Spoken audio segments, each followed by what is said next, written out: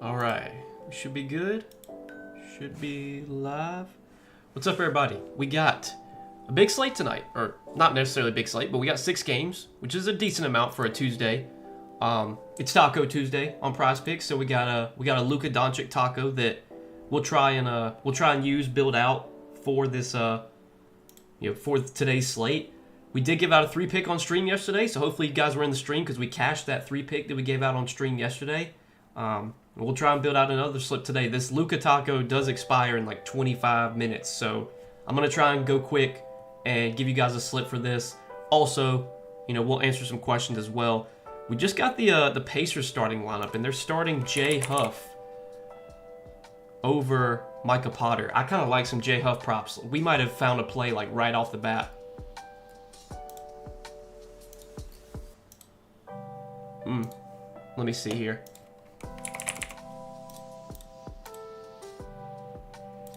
I think we can take this right here. I think this is our play. This is our stream slip. We're just going to do a two-man right here. Jay Huff is starting over Micah Potter. They're definitely going to bump these lines up. Also, you could take this. This is it right here. This is the stream slip. Boom. Get it in. I didn't think I would have something ready, but we just got the Pacers starting lineup, and they're starting Jay Huff over Micah Potter. So we're going to correlate that. Take Micah Potter under 16.5 PRA. Jay Huff over 11.5 PR. If Huff's playing more minutes as a starter, obviously that means he's more likely to go over. If Huff's playing more minutes, that means Potter's playing less minutes. So, yeah, if you guys are able to tail this, feel free to get it in. I'm assuming these lines are going to bump at some point. But there's no delay on the stream, so hopefully everyone who's watching right now can get this in. But yeah, this will be our stream slip for today. I wasn't even sure what I was going to play with the Luka Taco, but it kind of just fell into my lap right there with that Pacers news. Let's see, because Huff was the starter previously, and then they wound up benching him for Micah Potter, and now they're going back to Jay Huff over Potter, which is interesting. I mean, Potter had a double-double yesterday in 29 minutes. Okay, so they bumped up Huff 2, or they bumped him up 1, 2. Let's see if they bump Potter down.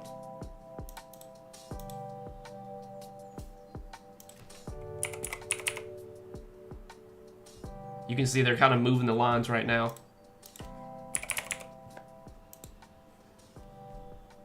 I definitely feel a little bit better about the Huff over than I do the Potter under. But I still think the Potter under is solid if he's not starting.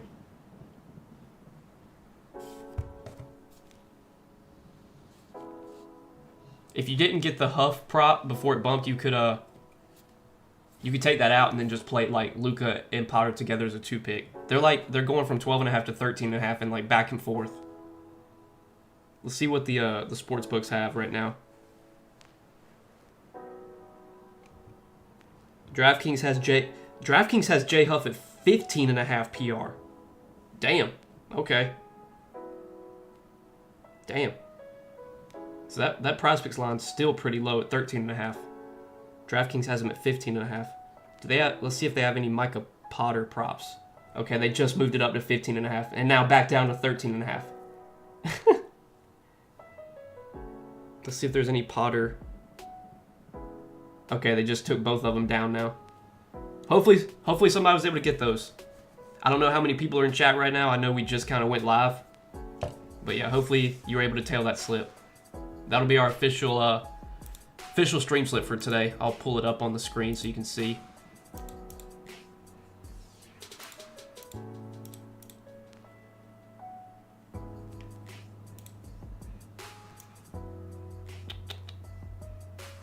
Here's the stream slip. I don't know. I mean, it's not going to do you any good now because the lines are off the board. But we got Luka Taco paired with Jay Huff over 11.5 PR and Micah Potter under 16.5 PR. I'm pretty sure they pulled all of Huff's props, and yeah, they pulled all of Potter's props too. Look, man, that's why it's valuable to be in these streams because we're gonna find the value. You got to be quick. You know, it's gonna get taken off the board quickly, but we're going to find the value, no doubt.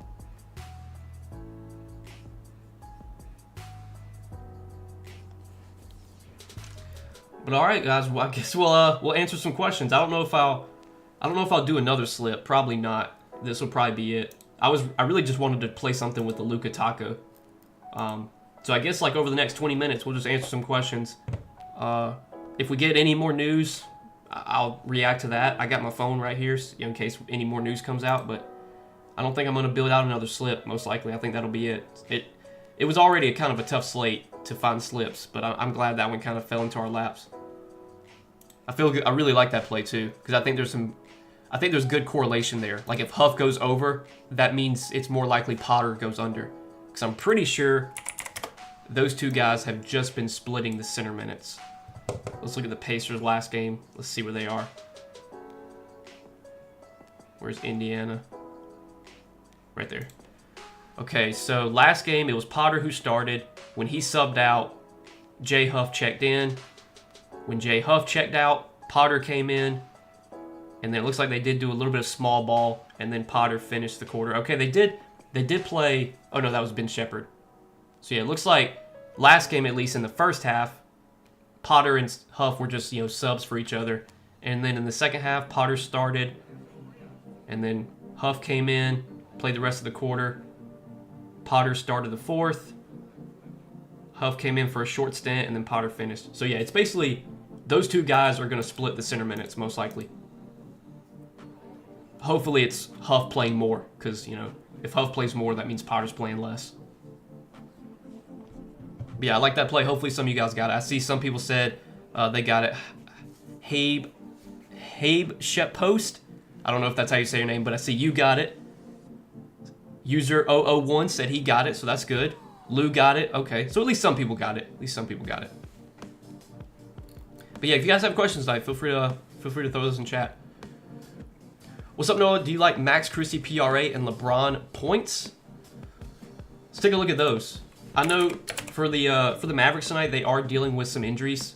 PJ Washington's expected to be out. I think he's doubtful. He's not expected to play. I want to say, I think there's somebody else is out for Dallas, I think, or it might just be PJ Washington. It might, yeah. I mean, Derek Lively's still out, but yeah, I think that's it. But without PJ Washington, I mean, there's definitely more minutes, a little bit more usage. Christie's been playing well lately, I know for a fact. He's not a player that typically is like a, big time scorer. Like he's a pretty low usage player. He doesn't shoot the ball a ton. He kind of just stands in the corner on offense, but he's been shooting the ball well lately, I know. I want to take a look at his volume, like if he's been taking a lot of shots. That's something that, for a role player like Christie, has he been shooting the ball a lot, or has he just been shooting really effective? It looks like he's been getting up a good amount of shots. 9, 12, 12, 13, 13 field goal attempts his last 5 games. But then the games before that, 2, 4, 5. I don't have much of a take on Max Christie. I feel like his props are set correctly. I know he's been crushing lately, but I don't want to overreact to a short sample. Like, this is still a player that, on average, if he plays like 25, 30 minutes, he's probably going to average around 18 PRA. Like, I don't think you can expect him to continue to average, 26 PRA per game like he has his last 5. Like, that's just not going to continue. So not much of a take on that one. And then LeBron's points prop. I mean, it's a good matchup. The Pelicans suck defensively. I know LeBron's historically been pretty good without Austin Reeves.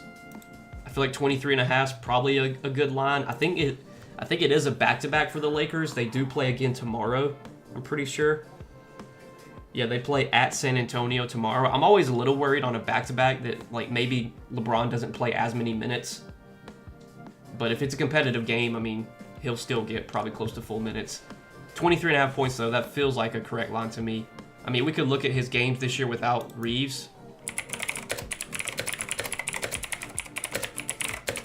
Let's see. He's played a good amount of games without Austin Reeves. I mean, 36, 31, 28, 26, 26, 24. So, I mean, he's over this game, or over that points prop in almost every game except one without Austin Reeves this year. I'm assuming Luka played in all these games. So, if I had to pick a side there, I would lean the over on LeBron's points prop. If I had to pick a side.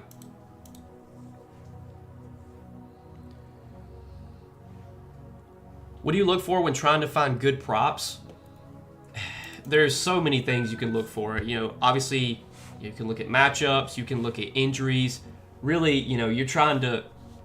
The easiest way to make money in NBA is just being able to map out rotations, project out minutes. For example, at the beginning of the stream when we took the Huff over and the Potter under, like that was all because of the starting lineup. Like that's another thing. Like paying attention to starting lineups, knowing what the starting lineups are supposed to be. I would say the average NBA fan doesn't know, Jay Huff starting over Micah Potter is a big deal, but like it is for props. Anytime there's a player who was starting who gets benched, like there's going to be value in props. That's why they take them off the board so quickly. So if you just kind of know stuff like that, like what the team starting lineups are supposed to be, and when it's something different than what it's supposed to be, being able to quickly react, take the plays that, are going to be valuable, you can make a lot of money that way. That's where I've made a lot of my money in NBA props, is from injury news, starting lineup changes, being able to react quickly and put bets in, before they get taken off the board.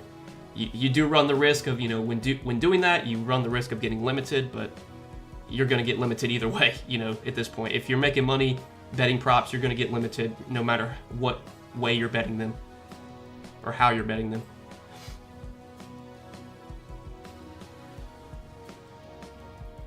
Bam or Tyler's line, what do you think about it? First time off, Tyler pretty much played normal minutes and Bam plays better. Yeah, I'm a little hesitant on Hero. I see a lot of people are betting Tyler Hero props tonight. He's been out for like a good while, I think. Last time he played was December 9th. He's only played 6 games this year. Like, he's been injured a lot this season. Now, when he did return from injury in mid-November or late November, he did play 29 minutes in his first game back from injury. I'm not confident that happens here. I think there's a chance that he could play like 24 minutes.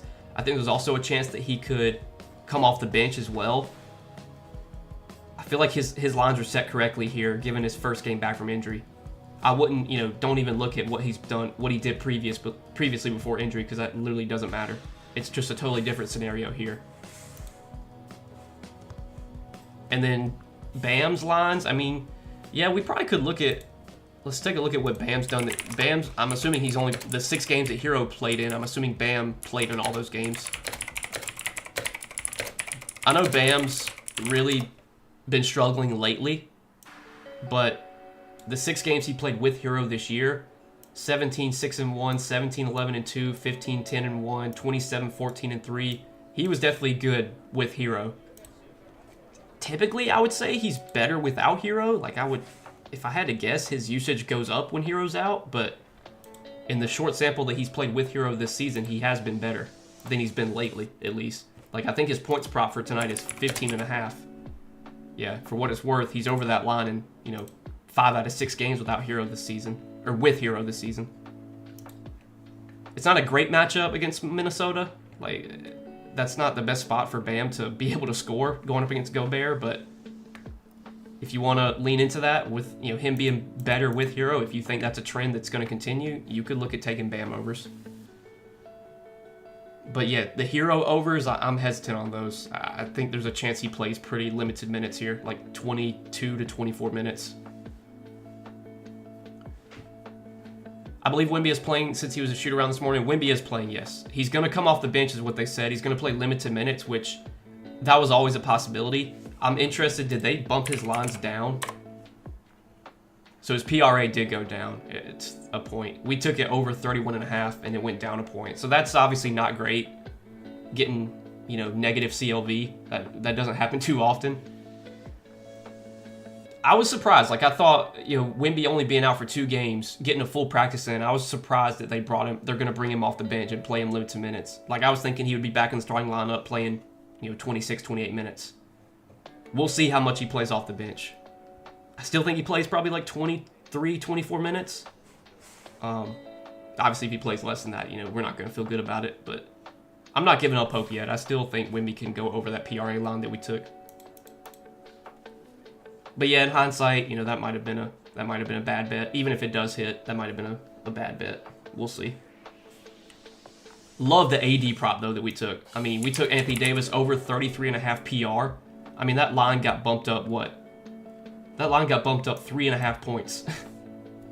Like, hopefully AD can go over 33.5 PR, because I mean his line's 37 now. His lines were so low last night, it really didn't make any sense to me. Like, his PRA was 3 points lower. His points prop was like 2.5 points lower. His rebounds, I think, was at 10.5 last night. Like, there was so much value on AD props last night. I don't know why they put the line so low. How high of a chance do you think the Palo Taco has of hitting? I mean, you're getting a, what, 5-point discount? Like, if it doesn't hit, it doesn't hit, but in the end, it's a good bet. Like, I would take a 5-point discount on any player. Like, if you give me Wendell Carter at 8.5 points, I'm taking it. You give me Trey Johnson at 9.5 points, I'm taking it. Like, you're getting a 5-point discount, so it's a good bet in the end. There's definitely a possibility it doesn't hit. The game could be a blowout. He could have 20 minutes going into the fourth quarter, or 20 points going into the fourth quarter, and then, you know, it's a blowout, so he doesn't play in the fourth. Like, there's always possibilities of that happening. But that's one of those plays that, you know, majority of the time it's going to hit.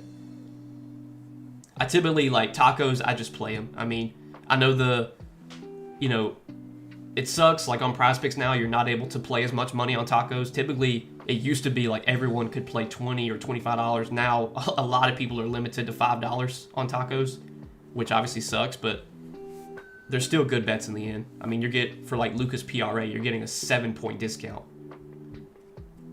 So, I locked in Murphy 20.5 plus, Tyler Hero 15.5 plus, Cooper Flag 19.5, Stephon Castle 18.5. It's an 8x.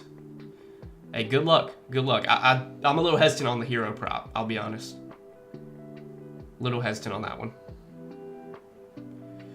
Goga Batadze over 5.5 points.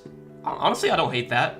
It's a good matchup for Goga. It's a spot where maybe he gets extended minutes if it's a blowout. There's always a possibility, you know, playing the Wizards that it's a blowout. You know, Goga's going to do, like, any scoring he does is going to come from, like, offensive rebound, putbacks, you know, dunks. He's going to score all of his points in the paint for the most part, and that's where the Wizards defensively have struggled. So I don't hate that over on Goga, honestly, 5.5 points. I definitely like it at 5.5 versus, like, 6.5, because I think Goga, more times than not, is going to finish with an even number of points, because, you know, he's not really getting threes. He'll maybe go to the free throw line, but he's going to get twos, just, you know, 2-point, like, layups, dunks. Like, that's where his scoring coming from. So there's plenty of scenarios where he finishes with, like, exactly 6 points. I really like Queen over 3.5 demon fouls.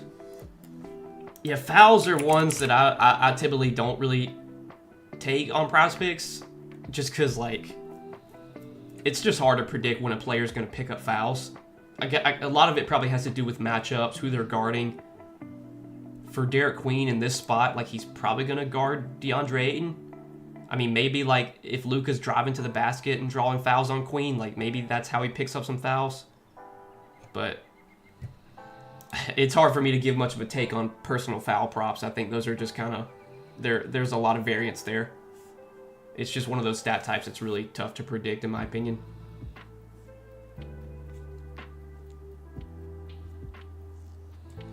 Everyone is saying Castle over 18.5. What do you think? You use Outlier for research. I do not use Outlier.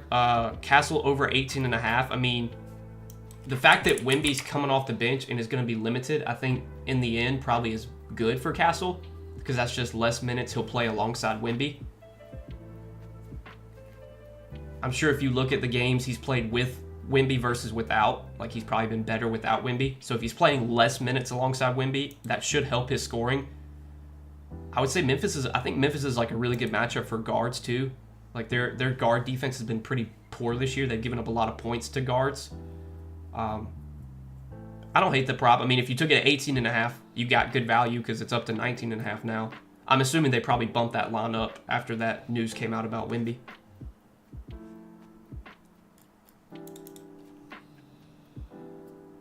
I guess his last matchups against Memphis, he went off, but I can see past his last 5. I mean, you probably could look at that. I like to use StatMuse. I know that there's a lot of sites out there that you could use for research. StatMuse, though, just has anything you possibly could want to look for. So, like, if we want to look at what Stephon Castle has done against the Grizzlies this season, like, we literally just type in Stephon Castle game log versus Memphis this season. So it looks like they haven't played this season, but this is what he did against Memphis last season, if that matters. And then you can click on the date, and you can see, like, who played in that game. So it looks like Wemby did not play in this game. Let's see. Wemby did play in that game, as did Devin Vassell, but Devin Vassell's out right now too. It looks like De'Aaron Fox did not play in that game. So one of the games was without Wemby. One of these games was without Fox. This game, Wemby, but no Fox. So I would just be a little careful there. I see he's had good games against Memphis in the past, but a lot of those games were either without Fox or without Wemby. And, both those guys are playing today. But I still think at 18.5, that was probably a good bet.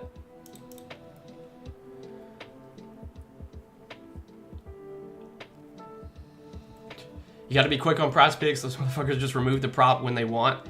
I mean, yeah, that's part of the game, is just being quicker than Prizepicks. Especially for injury news and stuff.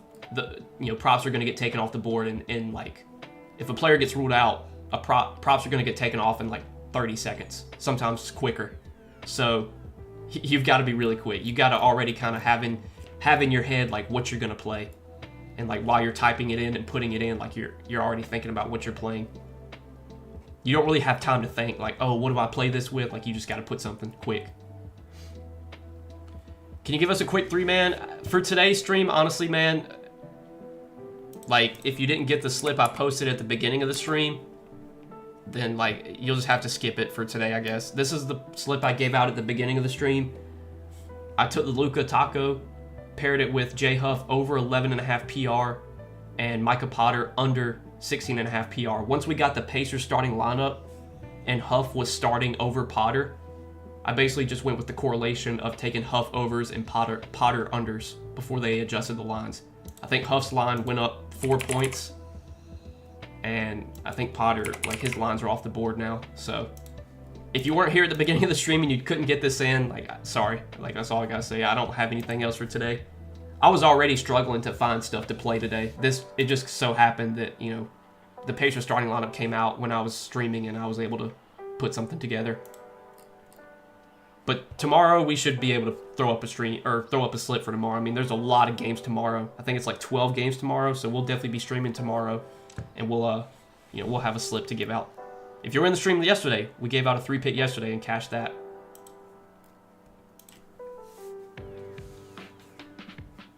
Heroes props have dropped from last night. That's interesting. I'm guessing the market were kind of betting into his unders. Maybe assuming he might be limited. I don't remember what his lines were at last night. But that's interesting. Is your Prizepicks account public to follow? It is not public, and the reason it's not public is because I have a Patreon.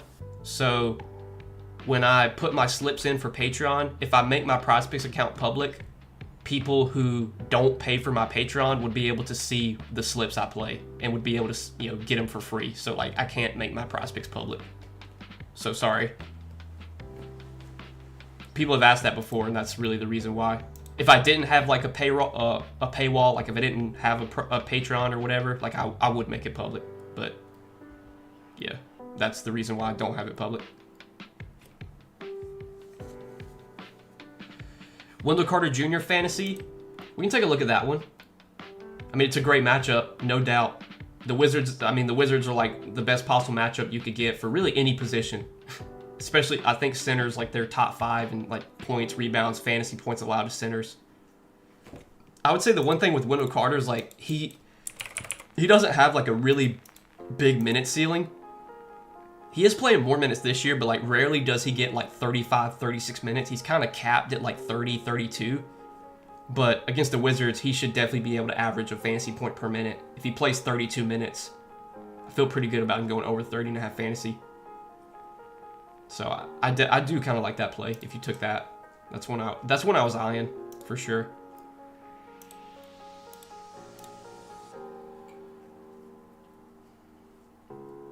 I personally like the Bam points due to the matchup. He could go under. It's just Rudy has hard time guarding jumpers. I think Bam will draw him out of the paint. Hey, that could happen. I think these teams did just play last game, the Heat and the Wolves, and I think Bam went under his points prop. Yeah, he had 12 points. Looks like they locked his points prop on Prizepicks at least. I wonder why. Oh, it's a goblin now. That's interesting. Let me see. See if let's see where the sports books are at on his points prop.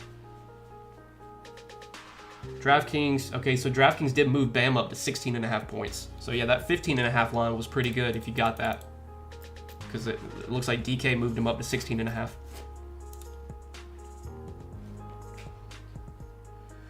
One more, bro. Do you like Davion Mitchell assist, Evan Mobley PRA without Donovan Mitchell? Davion Mitchell assist, like I'd have to look at what he's done with Tyler Hero this year. Because like, all right, get out. He's had some big assist games lately, I know, but you know all these games were without Hero. Let's look at what he's done with Hero this year. Let's see.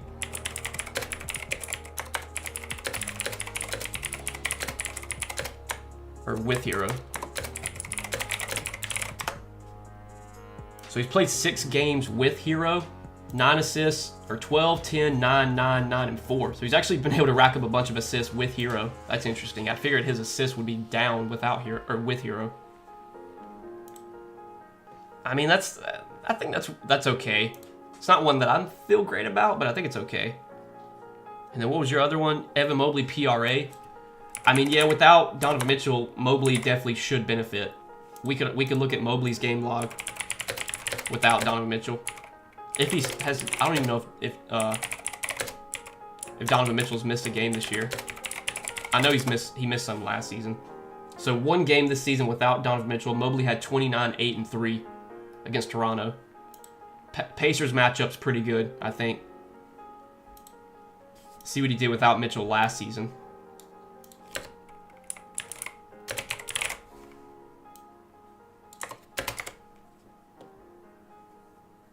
Without Mitchell last season, 16, 10, and 2, 21, 12, and 7.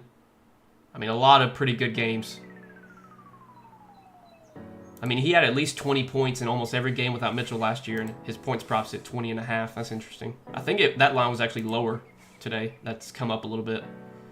The Mobley PRA, I don't mind that at all. I think you could also look at his fantasy score at 42.5, because he can get steals and blocks.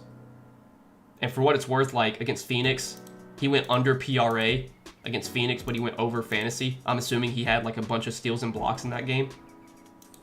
So if you're on Prizepicks at least, like I would consider Mobley fantasy before I took PRA. But I don't hate those plays. I think Mobley should definitely benefit without Mitchell here.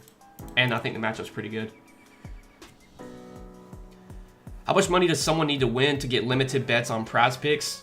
I think it kind of all depends based on the user. I've seen people say like once you're up like 5K, you're going to get limited. For me, I was able to win more than 5K before I got limited, luckily. But it probably depends. Like if you're betting injury news stuff, I know that's, you know, sites will tend to limit quicker if you're betting based off injury news, because that's where they know you have a big edge if you know what you're doing. So it really just depends.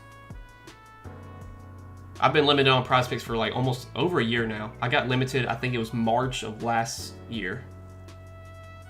Or no, March of 2 years ago. I never had like really strict limits, and then my account just got hit with the $5 max on everything. And that's once your account gets hit with the $5 max on everything, you're pretty much like, you're cooked. Like you can't really win any more money.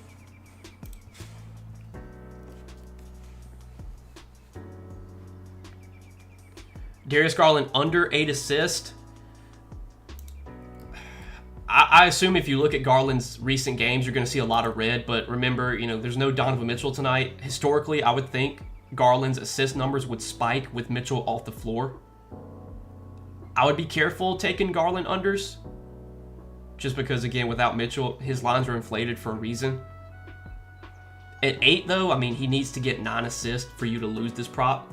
So I would be more inclined to take the under than the over. I hate taking overs on like even lines. At least if the market, like if for example if he's at like 7.5 juice to the over, I'd be more likely to take under 8, because at that point he needs 9 assists for you to lose the under there. But again, I'd have to look at like his numbers without Mitchell.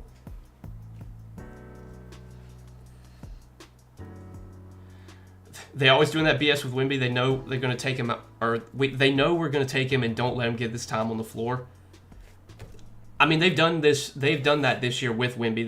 They've been cautious with him. They've brought him off the bench, played him limited minutes when he's come back from injury. It is a back-to-back for the Spurs. They do play again tomorrow night against the Lakers.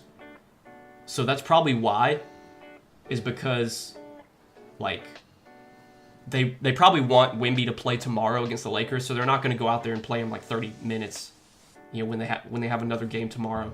Now, if they play him limited minutes tonight and then they rest him tomorrow, like, that doesn't make a lot of sense to me. But we'll see what they do. I was kind of surprised, though, with the Wemby coming off the bench limited. I thought he'd at least be starting. I'm going to Raptors Hornets tomorrow. Please cook up a prop for that game. I mean, we'll see. We'll see what's available when the props come out for tomorrow. I assume if you're going to the game, you probably won't be in the stream tomorrow. Mobile Fantasy sounds better because you get blocks and steals. Yeah, I agree with that. The tacos on NHL, are you taking that? Look, man, it's kind of what I said earlier. Like, in my opinion, every taco is a good bet. I don't know anything about NHL, but this guy's line is set at 25.5, and you're getting a 5-point discount. That doesn't mean it's guaranteed to hit, but it's a good bet in the end. Like, if any player, it doesn't matter who the player is, if I'm getting a 5-point discount on what their, the book views as their 50-50 line, if I'm getting a 5-point discount on that, it's a good bet. Doesn't matter if it hits or not. For DFS, would you rather have LaRavia and Jalen Wells or Naz Reid and Herb Jones? I haven't played NBA DFS in so long. I'm trying to think, like, who projects better from those two. Probably LaRavia and Jalen Wells, especially without Ja. I'd probably go with that. I'd also be worried about Herb playing limited minutes. He's coming back from injury. Do you like the under on Wemby 20 points? Not really, no. Even though he is coming off the bench playing limited minutes, I still feel like his lines are kind of set correctly. What do you think about taking 6-mans? Because you always give out 3-mans. 6 picks are definitely good. I'm pretty sure if you do the math, like at least the math on it says that the most profitable slips to take on Prizepicks are 5 and 6 pick flex and 3 pick powers. 3 pick powers used to be pretty bad on Prizepicks when they paid out 5x, but now they pay out 6x. So that's why 3 pick powers are good on Prizepicks. But yeah, 5 and 6 picks are always good. It's just you never want to like force it. You never want to force yourself to play a 5 pick or a 6 pick if there's not 5, 6 good picks, to put in that slip. For the 3 pick, we took the Luka Taco and we had 2 really good plays that we could pair with that. So that's why I just ran a 3 pick. If there would have been 4 good plays, I could have paired 4 plays and done a 5 pick. But you know what I'm saying. Where do you think Trae Young's getting traded to? I really don't know. Last thing I saw was the Wizards were the team that he was potentially going to go to. I highly doubt he goes to like a contender. Like, I feel like he's going to go to like the Wizards. I could see him going to the Nets. Like, I don't know. But all the reports are saying he's gone. Like, this is it. But what's funny is he's listed as questionable for tomorrow. Like, he's obviously not going to play if they're trading him. Like, they're not going to risk injury on him. So I don't know why they're even listing him as questionable for tomorrow. Like, he's definitely not playing. Wait, you can only bet $5 per slip? I thought you meant your promos were only limited. Really, only $5 per slip. That's correct. Literally any sport. Like, I could literally go soccer. I literally have never bet a soccer prop in my life. Just take 2 random guys. If I try and put, $10 on it, it doesn't work. It's been like this for almost 2 years. It sucks. But that's what happens when you make money. You get limited. I saw someone ask, how come you don't use any other betting apps since Prizepicks limits you? I do use other betting apps. I use Better. I did use Underdog, but I'm limited on Underdog as well. I use Sleeper. For the sake of the content, Prizepicks content is what does good on YouTube. And a lot of times the picks I give out in my Prizepicks videos, you can play them on other sites. You don't have to play them on Prizepicks. Unless it's like fantasy scores, then fantasy scores, those are kind of only available on Prizepicks. But yes, I do use other apps besides Prizepicks.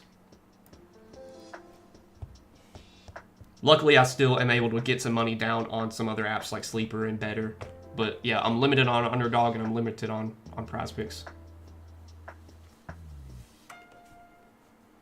Why would Trey want to go to the Wizards? I didn't say he wanted to go to the Wizards. I said that's where they said he was going to go. Or that was a team that was, you know, potentially going to get him. I don't think it's up to Trey. I don't think it's his choice. I mean, I think at the end of the day, he's going to get traded wherever he gets traded to. But it seems like he's ready to get out of Atlanta. At least that's what the reports are saying. That it's kind of like mutual. Atlanta wants him gone and he wants to be gone. I think it'll just be a fresh start for Trey. Who knows? He could go somewhere and play great. But yeah, I think it's not working out in Atlanta for him. But all right, guys, I'm gonna go ahead and wrap up the stream here. It was a kind of a quick one. It went a little bit longer than I thought we would, but we'll definitely be live tomorrow. There's 12 games tomorrow, so I'll probably be live at 6 p.m. Eastern time. Go ahead and mark your calendars. I know hopefully all of you will be there tomorrow. It looks like some games have already started. Let's see. Oh, J Huff made a 3. Nice. So J Huff's already got 3 PR. First minute into the game. But yeah, I'll be live 6 p.m. Eastern tomorrow. I'll see you guys in the stream tomorrow, hopefully. Let's cash out tonight. Let's make some money. Till then, peace out, everybody.